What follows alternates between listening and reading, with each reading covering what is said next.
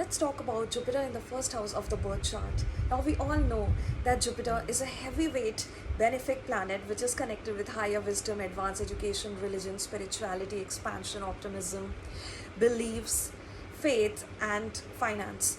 But the shadow side of this aspect is that these people often deal with that heaviness physically, mentally, emotional, often also deal with weight fluctuations, letharginess, and they are unable to make the efforts, desired efforts on their part to succeed in life because they make unrealistic goals because of the optimistic aspect of Jupiter.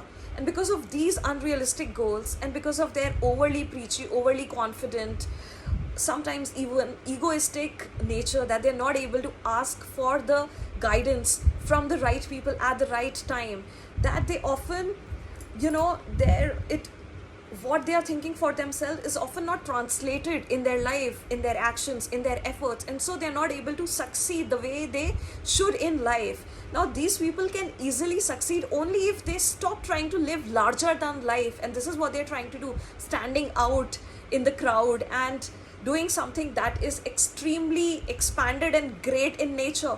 But once they just realize their true nature, their true gifts, and embrace them, and just balance out their thinking, their goals, they are able to make those achievements effortlessly.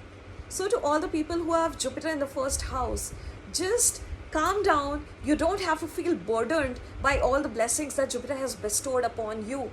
You can live your life in a very balanced way, and then you will see how effortlessly you succeed in life. Because these people often, go through those guilt phases, that they feel they are not able to grow, evolve the way that they should, and this is the only reason that they're not able to do so. Now, of course, depending upon where the dispositor is placed and the aspects it is receiving, the conjunctions, that it will show the whole picture of anybody's unique birth chart or life.